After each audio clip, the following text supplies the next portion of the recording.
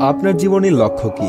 এমন প্রশ্নের উত্তরে যদি কেউ বলে, জি জনাব, আমার জীবনের লক্ষ্য হচ্ছে 101টা নারীকে হত্যা করে সন্ন্যাসী হওয়া, তাহলে ব্যাপারটা কেমন দাঁড়াবে?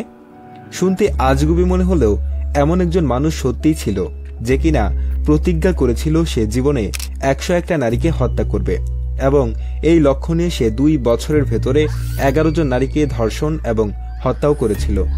আরও অবাক করার ব্যাপার হচ্ছে, এই লোক আমাদের বাংলাদেশেরই নাগরিক। এ খুনের ঘটনা আমাদের দেশেই ঘটেছে। তার নাম রসু খাঁ।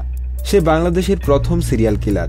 চাঁদপুরের আলোচিত serial killer Rasu Khan. Serial killer Rasu Khan. Serial killer Rasu Khan. Serial killer Rasu Khan. Rasu খাঁয়ের জন্ম চাঁদপুরের মদনা গ্রামে। কম বয়সে বাবা মারা যায় তার। পরে তার মা জমিজমা বিক্রি করে বড় মেয়ের কাছে টঙ্গীতে চলে আসেন। এই সময় রসু খাঁ একেবারে অভিভাবকহীনভাবে জীবনযাপন শুরু করে। সেই সাথে ছোটখাটো অপরাধের সাথেও জড়িয়ে পড়ে। তবে সেটা কেবল ছোটখাটো চুরির ভেতরেই সীমাবদ্ধ ছিল। এই পর্যন্ত যদি থাকতো তাহলে হয়তো এই ভিডিও করার কোনো দরকার পড়তো না। তবে এরপর রসু খাঁয়ের জীবনে যা ঘটল, বলা যায় সেটা ছিল তার সিরিয়াল কিলার হওয়ার প্রথম ধাপ। সিসকে চোর থেকে ভয়ঙ্কর সিরিয়াল কিলার রসু খাঁ। দেশের প্রথম সিরিয়াল কিলার বলা হয় তাকে। রসু খাঁ বিয়ে করে, কিন্তু বিয়ের ঘটক কৌশলে রসু খাঁকে বিয়ের পাত্রীর চেহারা দেখায় না। রসু তার বউয়ের চেহারা দেখে বাসরাতে। তখন সে আবিষ্কার করে যে তার বউয়ের একটা চোখ নষ্ট। রসু নিজেকে প্রতারিত মনে করে, তবে বউয়ের সাথে ঘর সংসার ঠিকই শুরু করে। বছর 2 সংসার করার পর সে তার স্ত্রীকে ছেড়ে দিয়ে শালিকাকে বিয়ে করে টঙ্গীতে চলে আসে।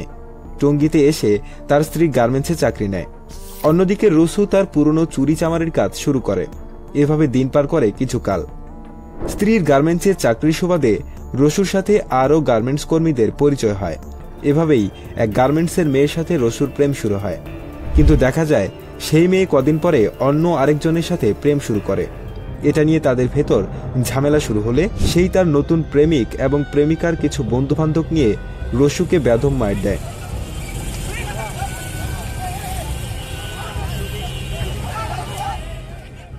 এই মায়ের খেয়ে রসু আবারও নিজেকে প্রতারিত মনে করে এবং এই প্রতারণার প্রতিশোধ নিতে সে তখন নিজের কাছে প্রতিজ্ঞা করে যে সে 101টা নারীকে ধর্ষণ করবে এবং তাদের হত্যা করবে। এরপর সে সন্ন্যাসী হবে। 2007 সাল থেকে 2009 সালের মধ্যে রসু মোট 11 জন নারীকে ধর্ষণ এবং হত্যা করে। রসু সাভার এবং টঙ্গী থেকে এই মেয়েদের সাথে প্রেমের অভিনয় করে তাদের চাঁদপুরে নিয়ে আসত। তারপর সেখানে তাদের ধর্ষণ ও খুন করে সেখানকার নদীতে বা ডোবাতে ফেলে দিত। কখনো সে একাই এই কাজ করত, আবার কখনো কেউ তার সাথে থাকত। এই মেয়েগুলো সবাই ছিল নিম্ন মধ্যবিত্তের। এই কারণে তাদের খুন নিয়ে কারো কোনো মাথা ব্যথা ছিল না। খুব একটা জানাজানিও হয়নি, হইচইও হয়নি। আমার তো মনে হয় যে যদি রসু নিজের মুখে স্বীকার না করত, তাহলে এদের আসল খুনি কোনো দিনও বের হতো না, কিংবা খুনি ধরার কোনো চেষ্টাও করা হতো না। রসু ধরা পড়ল কিভাবে? 2009 সালে করৈতলি গ্রামের খালের পাড় থেকে পারভিন নামের একজন নারীর লাশ উদ্ধার করা হয়। এই লাশের ময়নাতদন্ত থেকে জানা যায় নারীকে আগে ধর্ষণ এবং পরে নির্মমভাবে খুন করা হয়েছে। এই নির্মম খুনের হত্যা রহস্য পুলিশ কিছুতেই বের করতে পারছিল না, কারণ তাদের কাছে কোনো সূত্র ছিল না, কোনো মোটিভ ছিল না। এমন সময় তাদের কাছে একটা রহস্যময় ফোন কল আসে। সেখানে এক ব্যক্তি ফোন করে জানায় যে সে একজন রিক্সা চালক এবং এই নারীকে সে সেদিন রিক্সা করে নিয়ে এসেছিল। পরে 2 জন যুবকের নাম বলে। ফোন কলের ব্যক্তিটি বলে যে 2 জন যুবকই নারীকে হত্যা করেছে। পুলিশ সেই 2 ব্যক্তিকে পাকড়াও করে, কিন্তু একসময় তারা বুঝতে পারে যে তারা নির্দোষ। তারা তখন সেই ফোন কলের উপরে সন্দেহ করতে শুরু করে। এই নম্বরটি বন্ধ পায়। প্রায় মাসখানেক পর সেই নম্বরটি আবারও খোলা পাওয়া যায়। পুলিশ সেই ফোনের ব্যক্তির কাছে গিয়ে হাজির হয়।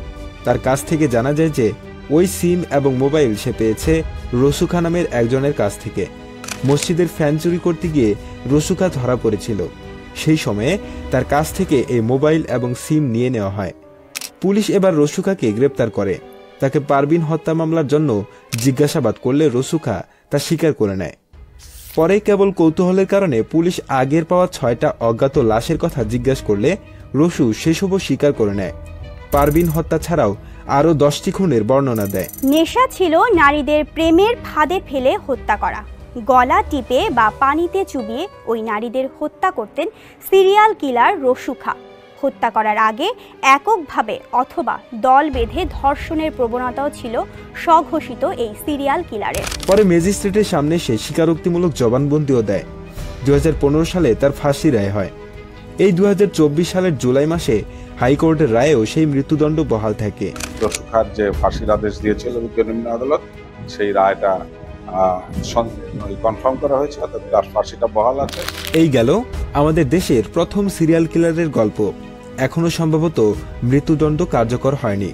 রসু খাঁকে নিয়ে কোনো বই লেখা না হলেও খবরে দেখলাম নির্মাতা শিহাব শাহিন রসু খাঁকে নিয়ে ফিল্ম বা ওয়েব ফিল্ম বানাবে, যেখানে অভিনয় করবে আরফান নিশো। প্রিয় দর্শক, আপনাদের কাছে যদি আমাদের ভিডিও ভালো লাগে তাহলে আমাদের কমেন্ট করে জানান। আমরা প্রতিনিয়তই এরকম ভিডিও নিয়ে হাজির হব আপনাদের মাঝে।